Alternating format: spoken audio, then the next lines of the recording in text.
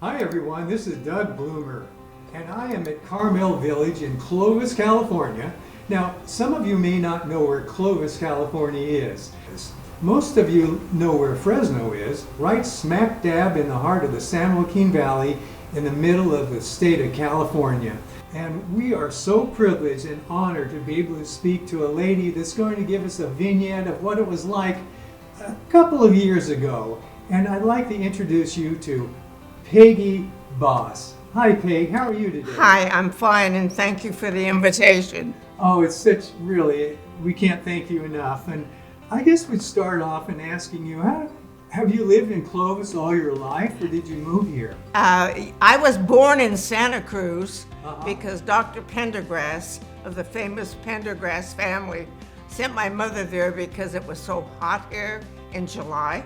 But I've been in Clovis most of my life, with the exception of traveling for Grundfos Pumps, who I worked for 20 years, throughout the United States and Canada. So I've had a really exciting life and enjoyed being on the city council, beating the good old boys when we had to. And back in those days you had to.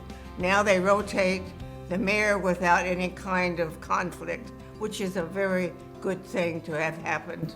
Wow, and speaking of other places like throughout the United States, there's people talk about California. We've got San Francisco, Los Angeles, even Sacramento, and Santa Cruz, the beautiful coast. What made you decide that you're going to plant your roots here and stay?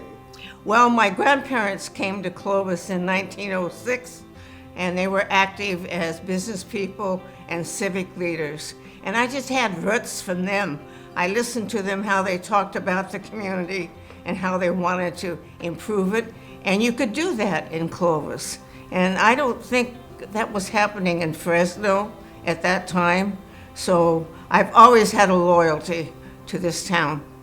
You mentioned the heat. Now, I have to ask you, because I was going to ask you anyway, Fresno and Clovis, the central San Joaquin Valley in the summer, can get pretty hot. We're talking about 100 plus temperatures. In the olden days, you played out in the streets because there wasn't much traffic. And on Woodworth, where my grandparents built a home in 1926, you could play out in the streets because it's extra wide, and it was used wide so they could turn the wagons around in the early days. So it has a real good, when you live there, you're part of history, whether you want to be or not. Well, that's true for all of us, isn't it? Tell me, I'm thinking Clovis Unified School District is well known. It's highly respected as a school district. And thinking back, do you have a proverbial one-room schoolhouse? No, I did not, but my husband, Bob Ferrara, was taught in the old academy school where it was one room.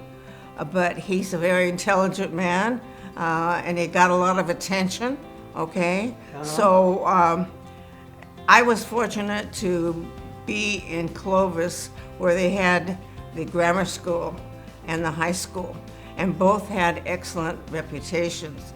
Of course, when Dr. Buchanan came in 1960, we really took off with the understanding that we have one of the best educational systems in California, if not the United States. Very good. And I'm wondering, do you remember how many people were in your graduating class? In my graduating class, 94. 94. We were a small, intimate group. Most of them were from Clovis, now where you get some from Fresno that are in the classes. And a lot of them were from pioneer families, so they had a lot of history, and they shared it, and it was just a good time. And of course, I graduated in 48, and that was the end of the World War II. So we got some people returning that shared that information. I can remember that. Well, that was a pretty heavy time then. Yes, it was. Yeah, oh boy. There's a phrase around here that I've heard and I've seen written down. It's called the Clovis way of life. What do you think the Clovis way of life would be described as? I go back to the Academy settlement in the 1850s about 10 miles from here, right near where our ranch is. They were dedicated people that helped each other. They needed schools to educate each other, and they needed a church to worship in. Now, if you look at those three segments, we still have that very active and live in Clovis. And as long as we retain that, we're a pretty city and we're a safe city. And we need to retain that reputation too. Wondering, the Clovis Chamber of Commerce, you've been involved with that, I'm sure? Yes, I was, What did you do?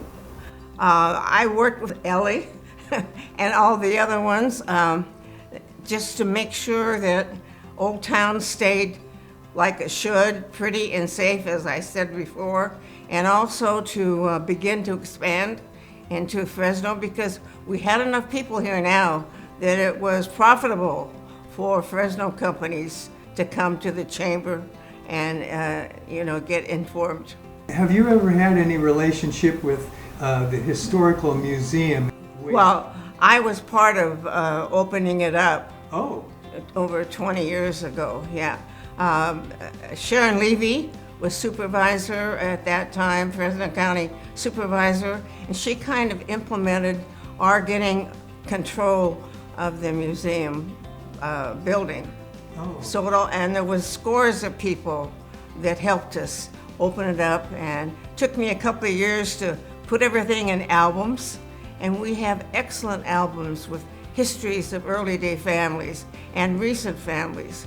So it's a place to go if you want to know what's happening now and what happened yesterday. There's a statue on Pulaski Boulevard of a man that looks like a cowboy. And I believe his name was Ken Curtis, and he played Festus Hagen on a TV show called Gunsmoke. Does that ring a bell? Oh, absolutely. Really? Yeah, that statue used to be right next to the back door of the museum, but it was vandalized so often that the credit union allowed us to move it over there and put a fence around it. And of course they have lighting at night and security.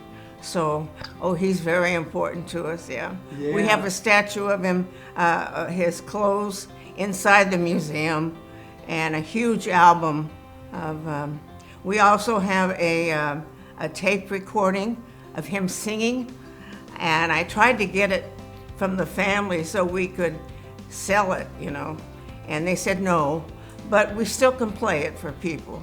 And he had a marvelous voice, excellent singing voice. And people don't remember him as that. Clovis Fest, has that been going on for a while, Clovis Fest? Yes. Have you ever participated? Yes. When I was on the council, we used to ride in it, when they had the parade. But it's so important because people can come from all over, and they do. Vendors come from all over, and it's a safe, fun place for families. A lot of food, and a lot of music and dancing, and it's just a good time. How about the rodeo? Tell us about the rodeos. Did you say rodeo or rodeo? You hear both. Yeah.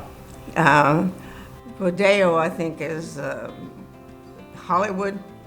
Yeah, a little fancy. Well, rodeo here. All right. What important part of our past, Vince Janko and all of his friends that have perpetuated the special time we have when we have a rodeo here, and the cattle come, and it's just a good time. And it's 2 days, almost 3 days now, of watching cowboys and on horses and getting cattle and what have you. So it's just a traditional thing that helps us retain our identity. How about the farmers market? Has that been going on for a while? Quite a while, right? Yeah, the chamber started that, and it became so popular that they started doing it on Friday nights. And it's a fun time for families. And so that helps support the local farmers? It was local farmers. Now we have more from outside the area because of the different climate. And they also do it on Saturday mornings now, from I think 7 to 11, right there on Pulaski, that helps the local people if they have anything to sell. Looking in the future, from knowing the wisdom of your past, what would you like to see happening in Clovis in the future? Yeah, I have a real concern about the homes we're building now. Small backyard, smaller front yard, some places where you can't park your car or SUV. You have to put it in the garage if you can get it in there. That's done for the sake of having homes more affordable, but that's not happening. What the developers are saving is not being passed on to the buyer. And that was my fear way back when, and it still is. I'm for free enterprise and for profit, but when you give a developer extra compensation, some of that needs to go to the buyer. What makes you glad that you spent all these years in Clovis and dedicated your life to making a good place even better? Just the people. I've been so blessed to be surrounded by good people, and they're still coming in, and every once in a while I get to meet someone new. And even here at the village, I'm surprised how many were from Clovis and know about what we do and where we're going. So it's just exciting. Good. Carmel Village is wonderful. It's a safe, beautiful place. The food is excellent. Oh, I can't wait. That's great. Well, thank you again, Peg Bos, for taking your time out of your day here on a beautiful Sunday afternoon in California in 2023 and almost Halloween now, a couple more days. Again, an honor and a privilege to meet you, and thank Ellie Houston for encouraging us to have this little talk. And we wish you many years to come, and we hope to have more people meeting you and appreciating all that you've done and all that you will do. Well, thank you for those kind words.